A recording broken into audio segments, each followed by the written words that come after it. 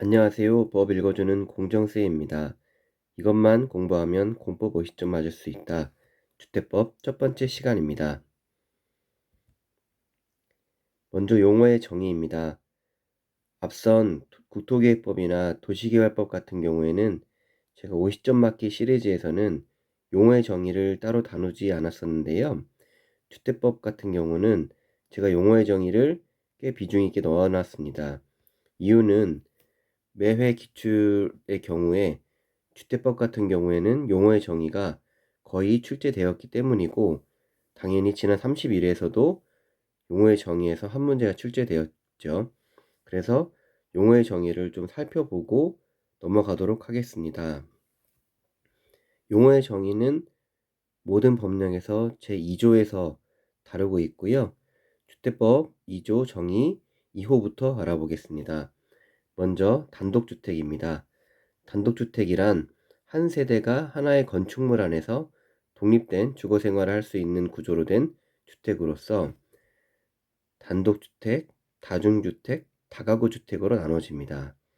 공동주택이란 건축물의 벽, 복도, 계단이나 그 밖의 설비 등의 전부 또는 일부를 공동으로 사용하는 각 세대가 하나의 건축물 안에서 각각 독립된 주거생활을 할 수 있는 구조로 된 주택이며, 아파트, 연립주택, 다세대 주택으로 나눠집니다. 단독주택이나 공동주택 같은 경우는 이 용어의 정의보다는 각각 어떻게 구분이 되는지가 더 중요하죠. 그래서 다시 한번 단독주택은 단독, 다중, 다가구, 그리고 공동주택은 아파트, 연립, 다세대. 이 다가구 주택과 다세대 주택이 가끔 헷갈릴 수 있어요. 그래서 어떻게 외우시면 편리하냐? 공동주택의 이 다세대와 연립주택 합쳐서 연세대로 읽어버리면 훨씬 암기하는 데 도움이 되겠습니다. 연세대가 공동주택이다.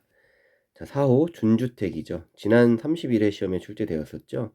주택 외의 건축물과 그 부속 토지로서 주거시설로 이용 가능한 시설이다. 주택은 아니지만 주거시설로 이용 가능한 시설로서 기숙사, 다중생활시설, 요 다중생활시설이 31회 때 나왔었죠. 그리고 노인복지주택, 오피스텔로 나눠집니다. 5호 국민주택, 다음 각목 어느 하나에 해당하는 주택으로서 국민주택 규모 이하인 주택이다. 먼저 가목입니다. 국가나 지자체, LH 또는 지방공사가 건설하는 주택. 나목입니다. 국가나 지방자치단체의 재정 또는 주택도시 기금으로부터 자금을 지원받아서 건설되거나 개량되는 주택이면서, 이 두 가지면서 국민주택 규모 이하여야 돼요. 주거 전용 면적입니다. 주거 전용 면적이 한 호당 85제곱미터 이하인 주택. 지난 31회차에도 이 부분이 나왔었죠.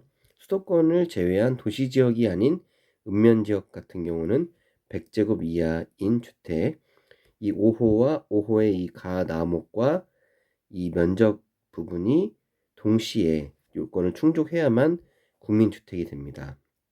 7호 민영주택이란 앞선 국민주택을 제외한 주택을 말하고, 8호 임대주택이란 임대를 목적으로 하는 주택으로서 공공임대주택과 민간임대주택으로 구분합니다. 공공이 시행하느냐, 민간이 시행하느냐에 따라서 나눠지고요. 토지임대부 분양주택이란 토지에 대한 소유권은 건설 사업을 시행하는 자가 가지고, 건축물 및 복리시설 등에 대한 소유권은 주택을 분양받은 자가 가지는 주택을 말합니다. 토지의 소유자와 이 건축물 및 복리시설에 대한 소유자가 다른 주택을 토지임대부 분양주택이라고 합니다. 다음 제10호 사업주체란 주택건설사업계획 또는 대지조성사업계획의 승인을 받아서 그 사업을 시행하는 다음 각목의 자를 말합니다. 국가나 지자체, LH나 지방공사, 주택건설사업자나 대지조성사업자가 되겠고요. 11호 주택조합이란 많은 수의 구성원이 사업계획의 승인을 받아서 주택을 마련하거나 리모델링하기 위하여 결성하는 다음 강목의 조합을 말한다. 주택조합은 가나 다로 구분이 된다는 얘기죠. 먼저 가목입니다. 지역주택조합은 말 그대로 다음 구분에 따른 지역에 거주하는 주민이 주택을 마련하기 위하여 설립한 조합으로 지역으로 권역별로 묶어놨고, 나목의 직장주택조합은 같은 직장이에요. 같은 직장의 근로자가 주택을 마련하기 위하여 설립한 조합이 되겠습니다. 그리고 리모델링 주택조합은 공동주택의 소유자, 자, 이미 소유하고 있는 소유자가 그 주택을 리모델링하기 위하여 설립한 조합이 되겠습니다. 그리고 12호 주택단지란 주택건설사업계획 또는 대지조성사업계획의 승인을 받아서 주택과 그 부대시설, 복리시설을 건설하거나 대지를 조성하는 데 사용되는 일단의 토지를 말하고요. 그리고 가나다라에 의해서 분리가 됐을 경우에는 각각 별개의 주택단지로 보는데, 자, 어떠한 시설들로 분리가 됐을 경우에 별개로 주택단지로 보느냐, 철도나 고속도로, 그리고 자동차 전용도로 같은 폭이 넓은 이러한 시설과, 그리고 이 감옥을 제외한 폭이 20m 이상의 일반 도로, 폭 8m 이상의 도시계획 예정도로, 그리고 도시군 계획 시설인 도로와 일반국도, 특별시도, 광역시도, 지방도에 따라서 분리된 토지는 각각 별개 주택단지로 보게 됩니다. 다음 13호 부대시설입니다. 부대시설이란 주택에 딸린 다음 강목의 시설 또는 설비를 말합니다. 먼저 주차장, 관리사무소, 담장 및 주택단지 안의 도로, 이 담장도 부대시설이에요. 그리고 건축 설비도 포함되어 있습니다. 그리고 경비실, 자전거 보관소, 조경시설, 공중화장실, 소방시설, 그리고 이 방범 설비, 지금 31회 때 출제되었었죠. 부대시설에 포함되는지 안 되는지. 14호 복리시설이란 주택단지의 입주자 등의 생활 복리를 위한 다음 강목의 공동시설입니다. 이 공동의 포인트를 맞추면은 부대시설과 좀 구분할 수 있는데 편리하실 거예요. 먼저 과목 어린이 놀이터, 근린생활시설, 유치원, 주민운동시설과 경로당 등 이런 공동이용시설들은 복리시설로 들어갑니다. 부대시설하고 좀 구분해서 외우셔야 됩니다. 그리고 15호 기반시설이란 국토의 계획 및 이용에 관한 법률에 따른 기반시설을 말합니다. 총 52가지가 있죠. 그리고 기간시설이란 도로나 상하수도, 전기, 가스, 통신, 지역난방 같은 이러한 공급시설이 되겠고요. 자, 17호 이 간선시설도 지난 30일에 시험이 나왔었죠. 자, 이러한 시설들과 주택단지 안에 이러한 기간시설을 그 주택단지 밖에 있는 같은 종류의 기간시설에 연결시키는 시설을 간선시설이라고 한다. 어떤 주택단지 안에 시설이 있고 바깥에 이쪽에 공급하기 위한 이런 시설들이 있는데 이 부분들을 연결하는 것을 간선시설이라고 한다. 가스나 통신, 지역 난방 시설의 경우에는 주택단지 안도 포함을 하고 있습니다. 그리고 18호 공구란 하나의 주택단지 안에서 대통령령으로 정하는 기준, 즉 6m 이상의 너비로 공구 간의 경계 설정이 되어 있고 공구별로 300세대 이상일 경우 착공 신고 및 사용 검사를 별도로 수행할 수 있는 구역을 말합니다. 즉 구분해서 지을 때 뭐 예를 들어서 주택단지가 있으면 여기는 뭐 1공구, 여기는 2공구가 되겠죠. 여기 다만 조건이 6m 이상의 너비로 경기가 설정이 되어 있고 각각 300세대 이상으로 건설이 되어야 한다는 전제 조건이 있습니다. 다음 19호 세대 구분형 공동주택이란 공동주택의 주택 내부 공간의 일부를 세대별로 구분한다. 구분하여 생활이 가능한 구조로 하되 그 구분된 공간의 일부를 구분 소유할 수 없는 주택이다.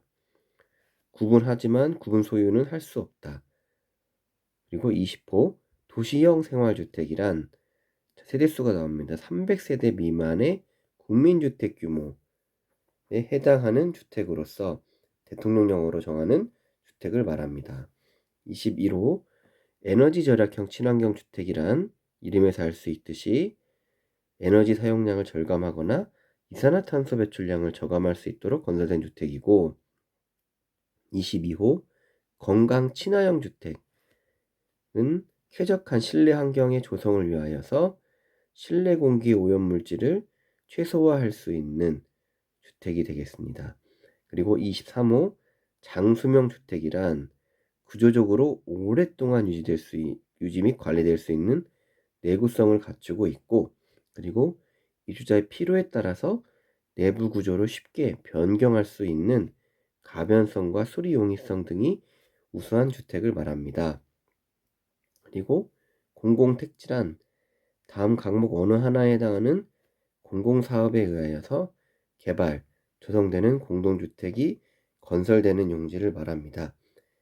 그래서 국민주택건설사업, 대지조성사업, 택지개발사업, 산업단지개발사업, 공공주택지구 조성사업, 공공지원 민간임대주택 공급촉진지구, 도시개발사업, 경제자유구역 개발사업, 혁신도시개발사업, 행정중심 복합도시 건설사업, 그리고 이 토지보상법에 따른 공익사업으로서 대통령령으로 정하는 사업 등이 공공택지가 되겠습니다. 다음 25호 리모델링이란 건축물의 노후화 억제 또는 기능 향상을 위한 다음 항목의 어느 하나에 해당하는 행위를 말한다. 먼저 과목 대수선, 그리고 남목, 사용검사일 또는 사용 승인일로부터 몇 년? 15년이 지난 공동주택입니다. 공동주택을 각 세대의 주거전용 면적의 30% 이내에서 증축하는 행위를 대수선이라고 하고요. 그리고 행위가 리모델링에 해당됩니다. 대수선이 아니고. 남목에 따라서 각 세대의 증축 가능 면적을 합산한 면적 범위에서 기존 세대의 15% 이내에서 세대수를 증가하는 증축 행위도 리모델링에 해당이 되며, 이 경우는 세대수 증가형 리모델링에 해당합니다. 그리고 수직 증축형 리모델링 같은 경우는 다음 요건을 모두 충족하는 경우로 한정이 되는데 1번과 2번이 동시에 충족이 되어야 되는 것으로서 최대 3계층 이하로서 대통령령이 정하는 범위에서 증축을 하게 됩니다. 그리고 15층 이상인 경우에는 3계층까지만 할 수 있고 14층 이하는 2계층 이하로만 할 수 있고, 그리고 리모델링 대상 건축물의 구조도 보유 요건을 갖추고 있어야만 세대수 증가형 리모델링을 할 수 있는 것입니다. 그리고 26호 리모델링 기본계획이란 세대수 증가형 리모델링으로 인한 도시화 및 이주 수요 집중 등을 체계적으로 관리하기 위하여 수립하는 계획을 말한다. 만약에 이 부분을 수직 증축형 리모델링으로 인한으로 하면 틀린 문장이 되겠죠. 다음은 주택건설사업자입니다. 법 제4조이고요. 이랑 연간 대통령령으로 정하는 호수, 단독 같은 경우에는 20호, 공동 20세대, 도시형 생활주택 30세대 이상의 주택 건설 사업을 시행하려는 자 또는 연간 대통령령으로 정하는 면적 1만 제곱미터입니다. 1만 제곱미터 이상의 대지 조성 사업을 시행하려는 자는 국토교통부 장관에게 등록을 합니다. 주택 건설 사업자로 등록을 하게 되는 거예요. 다만 다음 각호 사업 주체의 경우에는 등록하지 않아도 되는데 국가나 지자체, LH, 지방공사, 그리고 주택 건설 사업 목적으로 설립된 공익법인, 그리고 주택조합인데 이 주택조합 같은 경우는 모두가 해당하는 것이 아니고 등록사업자와 공동으로 주택건설 사업을 하는 주택조합만 해당이 되고요. 그리고 근로자를 고용하는 자도 국토교통부 장관에게 등록을 하여야 합니다. 법 제5조는 공동사업주체에 대해서 말하고 있는데요. 이랑 토지 소유자가 주택을 건설하는 경우에는 4조 1항에도 불구하고 등록사업자와 공동으로 사업 시행을 할 수 있다. 토지 소유자도 이 사업 시행을 할 수 있는데 이럴 경우에는 이 등록사업자와 공동으로 사업을 시행할 수 있고 이 경우에 토지 소유자와 등록사업자를 공동사업주체로 보게 됩니다. 2항 주택조합이 그 구성원의 주택을 건설하는 경우에는 등록사업자와 공동으로 사업을 시행할 수 있고 이 경우에도 주택조합과 등록사업자를 공동사업주체로 봅니다. 3항 고용자가 그 근로자의 주택을 건설하는 경우에는 등록사업자와 공동으로 사업을 시행하여야 한다. 1항과 2항, 3항이 다른 건데요. 자, 1항에서는 토지 소유자는 등록사업자와 공동으로 사업을 시행할 수 있다. 2항도 주택조합이 그 구성원의 주택을 건설하는 경우에는 등록사업자와 공동으로 사업을 시행할 수 있다. 3항은 고용자가 그 근로자의 주택을 건설하는 경우에는 등록사업자와 공동으로 사업을 시행하여야 한다. 차이가 있습니다.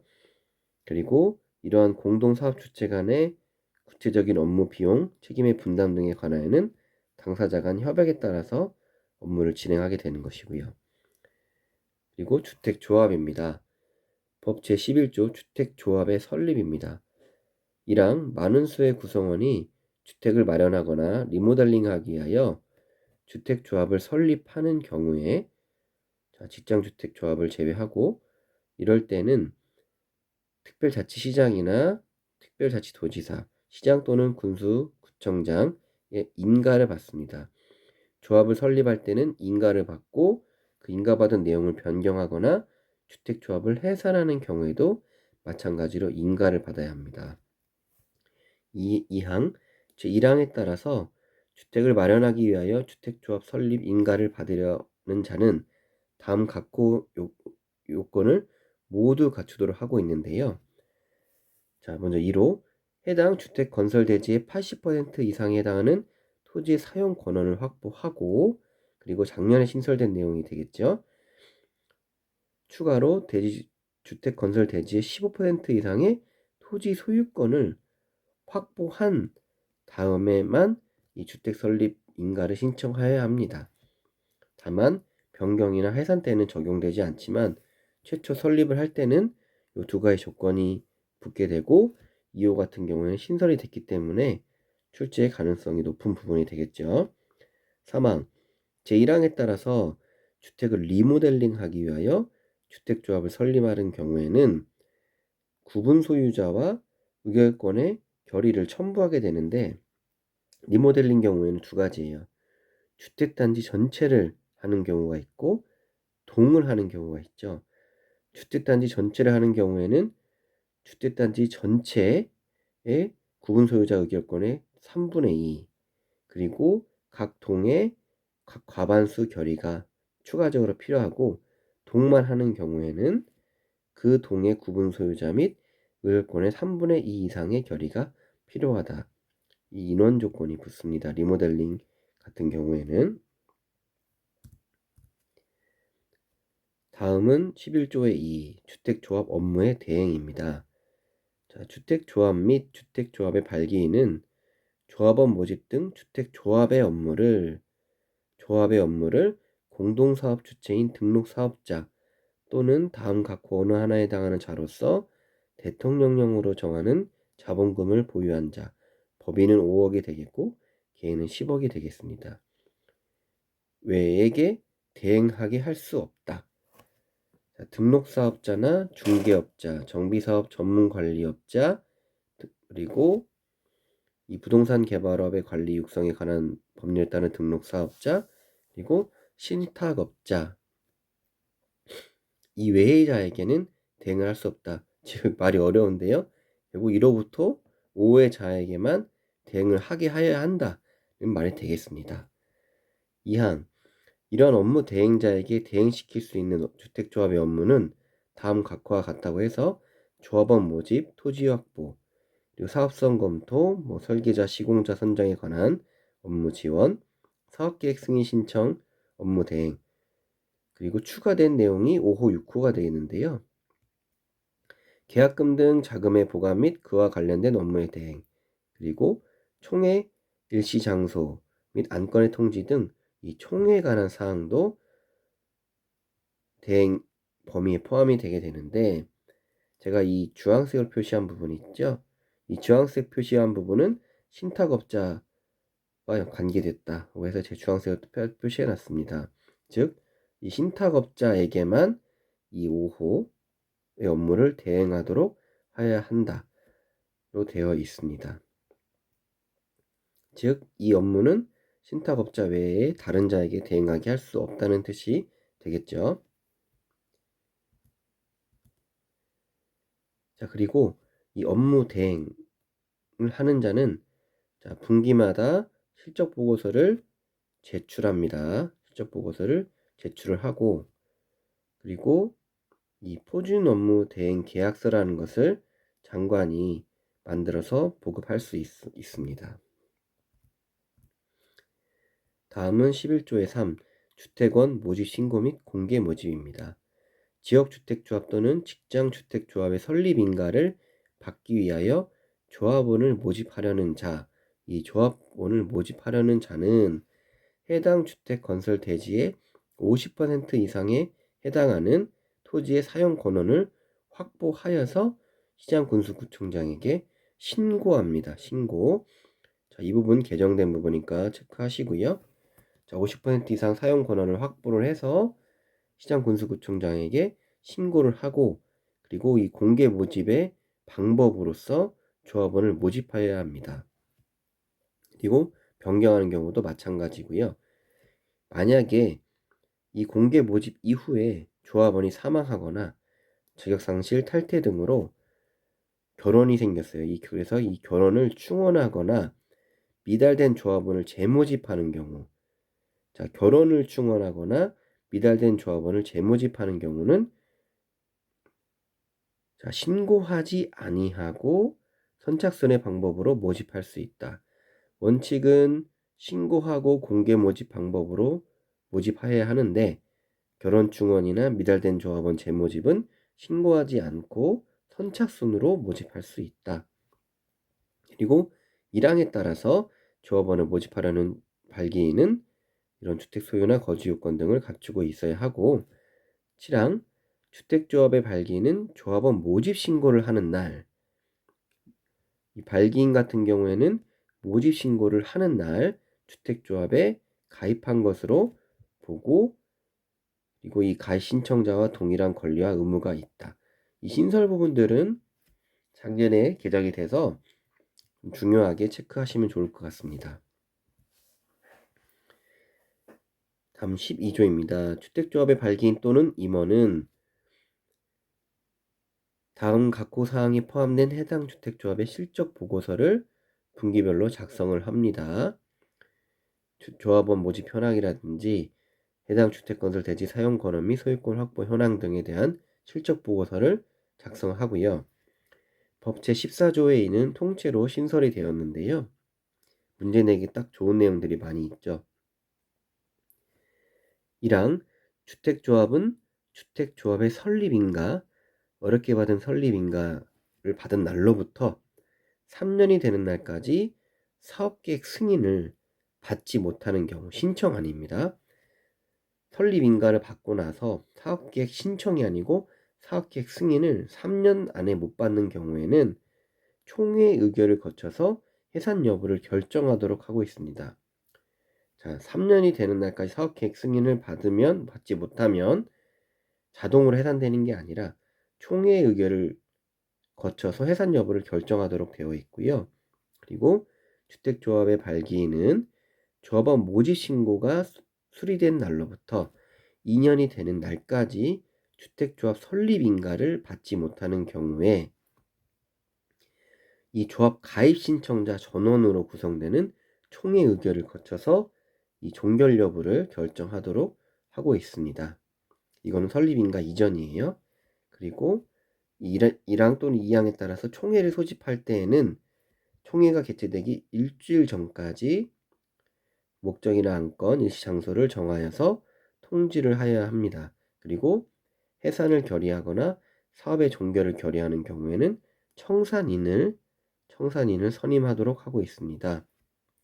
그리고 이러한 총회 2항에 따른 총회 결과는 시장군수구청장에게 반드시 통지하도록 하고 있죠. 자, 오늘 주택법 첫 시간 가졌는데요. 다음 시간에는 이 사업계획의 승인 부분과 주택공급의 승인에 대해서 자세히 알아보도록 하겠습니다. 구독과 좋아요는 영상 제작에 큰 힘이 됩니다. 그리고 제 영상들에 사용되는 자료는 제가 운영하고 있는 네이버 카페 부동산 공법 제대로 공부하기, 이 영상 하단에 설명란에 링크 되어 있고요. 이쪽에 가입하시면 다운받을 수 있습니다. 오늘도 시청해 주셔서 감사합니다.